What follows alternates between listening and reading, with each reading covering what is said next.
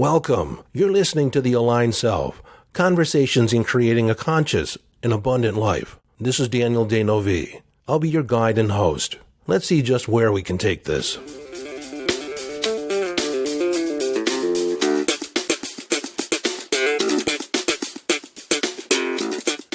Hello, friend, and welcome back to the conversation. What I'm going to share today started out as a Facebook post. I had read a quote, and I didn't quite like the way the quote landed, so I was rewording it. The quote was that when you're changing, if you're not afraid, you're doing something wrong.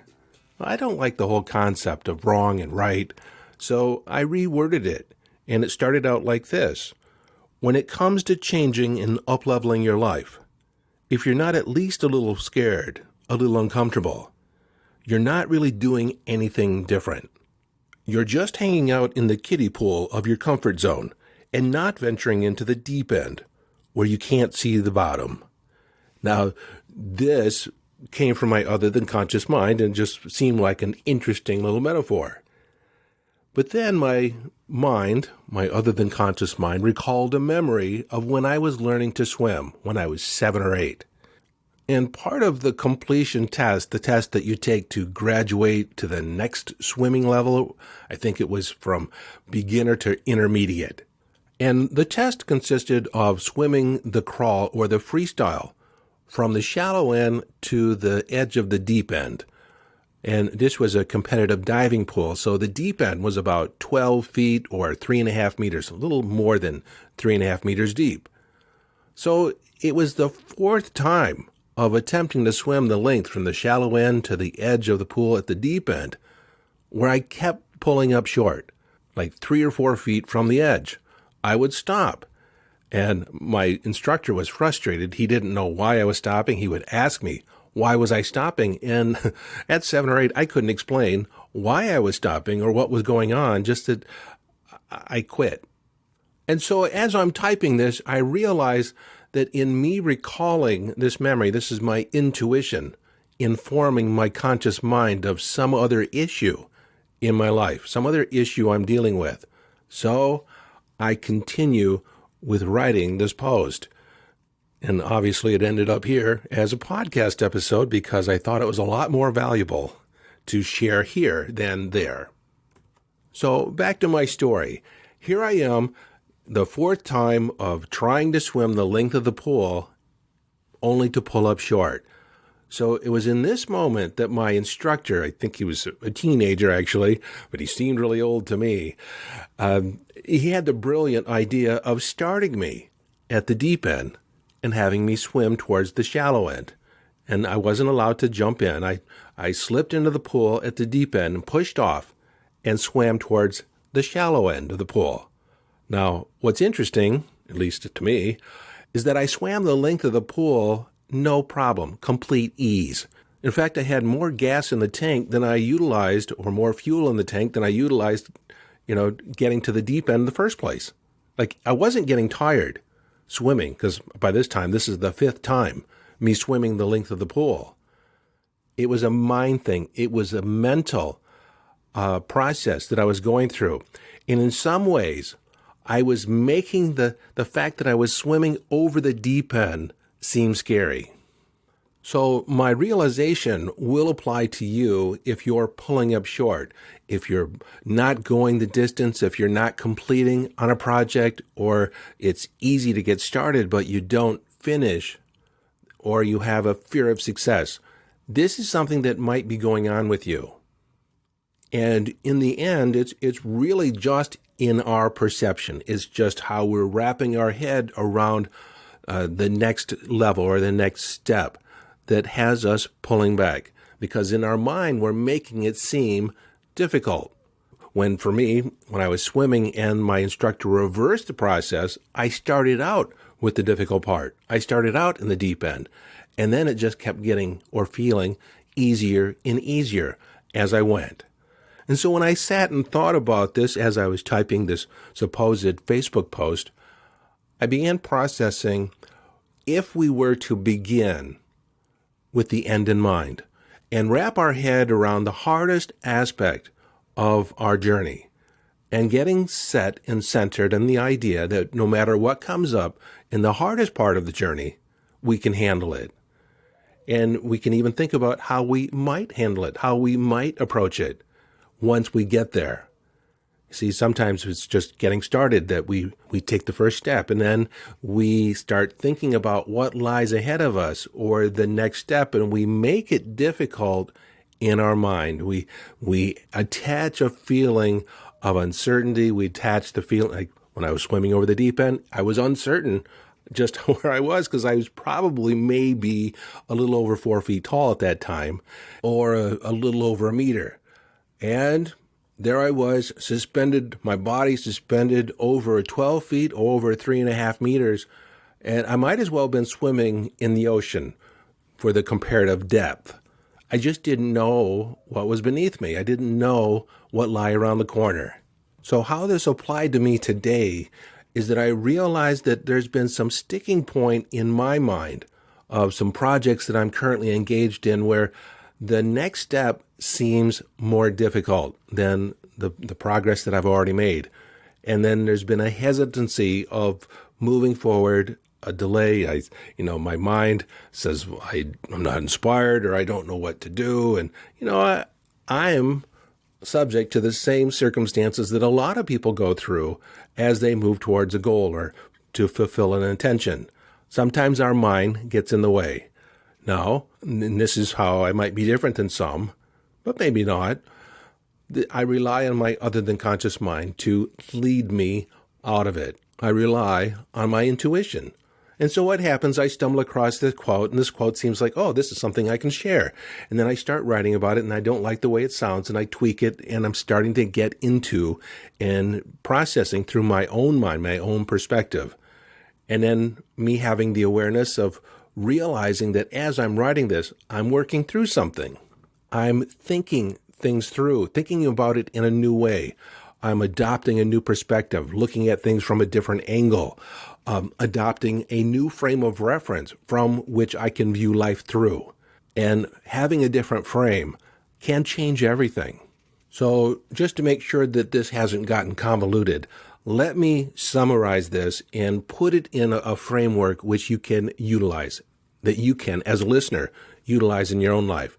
Now, I just recently had a conversation with a client about the fear of success.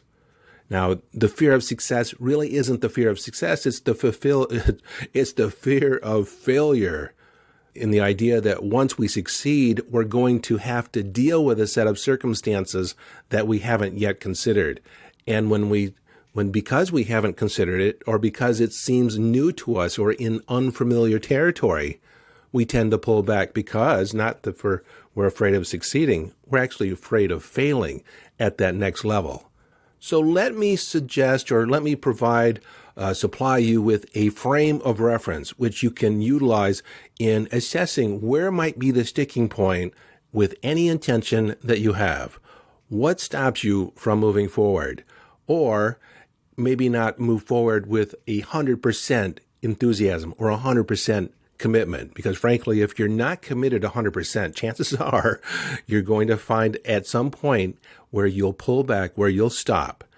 So the frame is asking the question, if you were to move forward with this intention based on what you know today, and you reached a point maybe 6 months from now or a year from now, and you failed to achieve your intention, what might be the cause or the reason based on your current knowing that stopped you from fulfilling on your intention?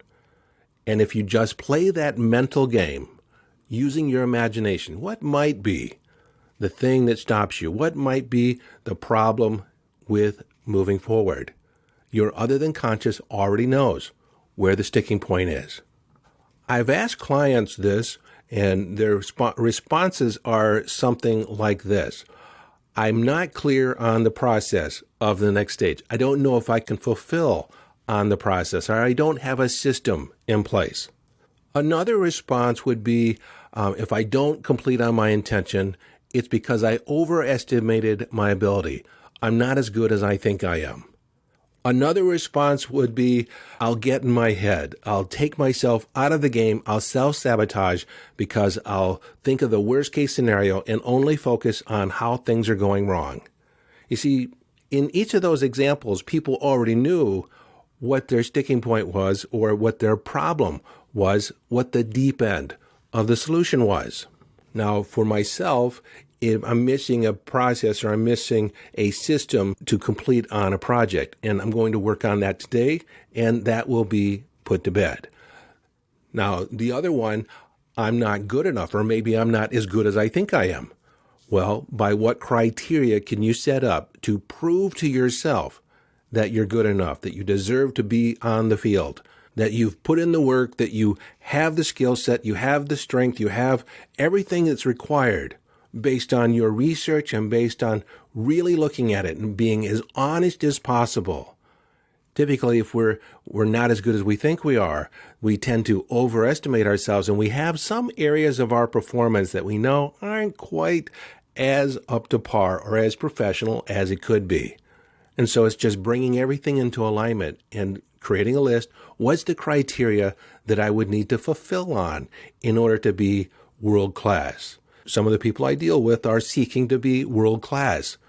And then the other one, getting in your head, too much in your head, that's the same thing as the fire walk. When you're standing in front of the hot coals and you start to feel fear, ask yourself the question, where is my focus? And it's typically, if you're feeling fear, it's not on walking to the other side. You don't see yourself walking to the other side. You don't see yourself laying on a beach, as far as the vacation mindset. You don't already see yourself enjoying the fruits of your labor. No, you see yourself failing. You see yourself stumbling and falling face first in the coals. No wonder you have fear. No wonder you stop yourself from moving forward. And this also relates to manifesting, law of attraction. Sometimes we set that intention, which is there's a gap between where we want to end up and where we feel we currently are. And sometimes we think we're dealing with reality, dealing with the truth of it. But in that focus of focusing on the past decisions, past failures, past why things are the way they are, we create more of it because the mind cannot not think of something. Energetically, you are invested in the failure. You're basically self-sabotaging by focusing on the worst-case scenario, focusing on the things you don't want, focusing on the aspects of your situation that have been less than desirable, and you don't want them to continue. And just like the mind cannot not think of something, don't think of a little blue bunny with cherub wings flying around the ceiling. A lot of people say don't think of a polka-dotted elephant. Or just don't think of an elephant. Don't think of it. Stop it. See, you cannot not think of it. In order to make sense of that statement, you have to think of it first and then try and not think of it, which is impossible for the mind. What you want to do is redirect your mind to focus on something else. And what is that something else? It's focusing on what you do want. It's focusing on walking to the other side. It's focusing on the things that are working. What are the things that you can appreciate today? What are the positive aspects of what's going on today? And focus on those and ignore any of the negativity. Ignore any of that other minutia that you consider important, yet is couched in the past, couched in past decisions, couched in things that didn't work. And when I think about my example of swimming and getting to the deep end, I self-sabotaged because I was focusing on the fact that I was in an area of the pool that I didn't really have any experience in. I was in an area of the pool that I felt could be dangerous, even though I wasn't completely conscious of that fact when I was 7 or 8 years old. When I was that age in that moment, I just stopped, and I couldn't explain why I was stopping. I don't know, maybe I'm tired. You see, when we pull up short, our conscious mind will make up excuses, even though down deep, if we really peel back the layers and look inside, look at our unconscious processing, what are we fearing at the other than conscious level that might happen that is having us pull up short? And what I know now that I didn't know then is that the other than conscious mind is completely invested in keeping you safe, completely invested in keeping you from harm. And so when it's perceived dangerous, your other than conscious mind will stop you. Now, when I say dangerous, it's not an overstatement, but it's definitely not like playing in traffic. And I have come up with a philosophy when I guess this is my other than conscious mind, drawing to the fact that I should talk about the art of living dangerously. And so the art of living dangerously is learning to feel comfortable, feeling a little uncomfortable, recognizing that by living inside our comfort zone, we're always safe. And our other than conscious mind, our subconscious mind, wants to keep us safe. You'll find, if you're fairly young, you'll find that the older you get, the more you gravitate towards the familiar, the more you gravitate towards your comfort zone. And you have to practice the art of living dangerously, consciously moving towards and pushing out the edges of your comfort zone. And this brings us full circle back to the original quote that started the post, that started this whole podcast. And that is, in the process of change and transformation, in up-leveling your game, if you're not a little uncomfortable, if you're not a little scared, then you're not fully pushing the boundaries of the comfort zone. You're playing in the kiddie pool and you're not going out into the deep end. You can't even conceive of yourself going out in the deep end. And so you pull back. You see, in the realm of the art of living dangerously, I realized this when I was talking about and would tell people that I was a firewalk instructor. And most people had no idea what firewalking was, and they would ask, "What's firewalking?" And I said, well, I lead people across, barefoot, across a bed of 1,200 degree coals.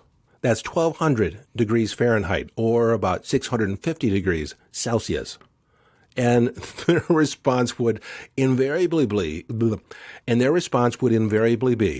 why would anyone want to do that? And I realized something about myself when they would say that, when they would respond that way, because frankly, at first, I never had an answer for that question. Why would anyone want to do that? It's like, why wouldn't you want to do it? My thinking was, why wouldn't you want to experience an aspect of yourself, an aspect of your being that's rarely called into practice in your day-to-day, to have access at your superhuman ability? See, I've always believed in superhuman aspects, your ability to overcome obstacles, mind over matter, so to speak. But what I recognized when people asked that, they were confronted. And this is where I came up with my theory, my philosophy of the art of living dangerously. You see, when most people are confronted by the boundaries or pushing the boundaries of their comfort zone or the familiar, they tend to pull back. They come up with reasons why they don't want to do it, why it seems stupid. And sometimes people just go into trance and they totally ignore it. For instance, I was at Kroger buying a product and I was looking for something and I couldn't find it in the store. And as I'm checking out, the guy comes up, I'm at the self-checkout, and as I'm checking out, the young man comes up and asks me, did I find everything okay? And I said, no. He asked me, what was I looking for that I couldn't find? I said, I couldn't find the Bragg's liquid amino acids. Now that didn't even register in his mind. He had no reference for it. And as a consequence, I recognized he went right into trance. He didn't say anything. His face went blank. He just stared at me as if trying to process what I said. And he just went into trance, totally confused, and after a couple moments, walked away. And sometimes that's what happens when people are confronted. They tend to space out. They pretend they're confused. They are confused because they don't know how to process this new way of being, or even pushing past that boundary, pushing past into the unfamiliar, the unknown. So how do you get over this? Well, when you take on the art, it's not a science, it's an art. You have to feel inside what's going on. And you think about life, engaging in life as a creative aspect and creating a relationship with fear. Again, fear, my perspective, fear is not telling you to stop. It's telling you to pay attention that you're in the realm of the unknown. You're in the realm of doing something new, and you're not quite sure how it's going to go, and fear is coming up. Now, occasionally, fear is telling you to stop. It's telling you, danger, danger, Will Robinson, go back to the spaceship. But if you engage in any level of self-reflection, you're well aware that what you're about to do does carry a physical risk or a potential risk that you cannot recover from. But by and large, when we feel that fear, when we feel it, it's, you can recognize that you're moving into unknown territory. You're moving into the deep end. And there's a certain amount of uncomfortableness in that aspect. And so in the art of living dangerously, the art is pushing the boundaries ever so gently. You don't have to extend yourself way over and out of your comfort zone. But by constantly stepping over the edge, pushing the boundaries, you develop a larger and larger comfort zone, which when contrasted to the flip side of that, in not pushing the boundaries, your comfort zone begins to shrink. You end up doing less and less, accomplishing less and less, not going out in the marketplace, out in the world, and maybe even going to a party. It might sound like a good idea, but once you start thinking about it, you're uncomfortable. You have to get dressed. It just doesn't sound like fun anymore. But you have to reflect back. When you first made the decision, when you were first attracted to the opportunity, to the coaching program, the course, the relationship, or the invitation to the party, you said yes. You made the commitment based on intuitive guidance. And then we start thinking about the worst case scenario. What did I get myself into? We start thinking about the financial commitment or the commitment of time. And we stop thinking about getting to the other side. We stop thinking about reaching the edge or ending up on the beach. And when I make the reference to ending up on the beach, you see, when people have the fear of flying, they see themselves getting on the plane but never getting off. And the people that have no issue with flight travel is they always see themselves enjoying their destination. They see themselves lounging on the beach, having a margarita or a Mai Tai, just lounging lazily in the sun. You don't even think about going back to work. You're always enjoying your destination. And so those people have no fear of flying. And so when I mention lying on the beach, I'm referencing living in the feeling of the wish fulfilled, which is a basic manifesting tenet. What would it look like, sound like, feel like to have and live in your intention fulfilled? So I know I've covered several different things, but to sum this up, when you do something new, when you do something worthwhile, you can expect a certain amount of fear, a certain amount of feeling uncomfortable. Now, if it's too much, if it's overwhelming, then you're not yet aligned with your decision. You probably never were aligned with your decision. It sounded more like a good idea than something that you felt aligned with or came from your heart. But if it's a little bit of uncomfortableness or a little bit of feeling scared, just recognize that you're in new territory. You're no longer in Kansas anymore. You're venturing out in the big, bad world, and you're going to fulfill on a whole new way of being. The good news is that fear, that uncomfortableness, doesn't last. It doesn't last very long at all. So identifying it, recognizing it, reflecting on it, it's just getting through the going through. Before you know it, you'll be on the other side. Before you know it, you'll be touching the side of the pool and swimming in the deep end just fine. So until next time, this is your friend and host, Daniel Danovi, urging you to follow your bliss, live your life from inner signals, be inner directed as you engage in the epic adventure.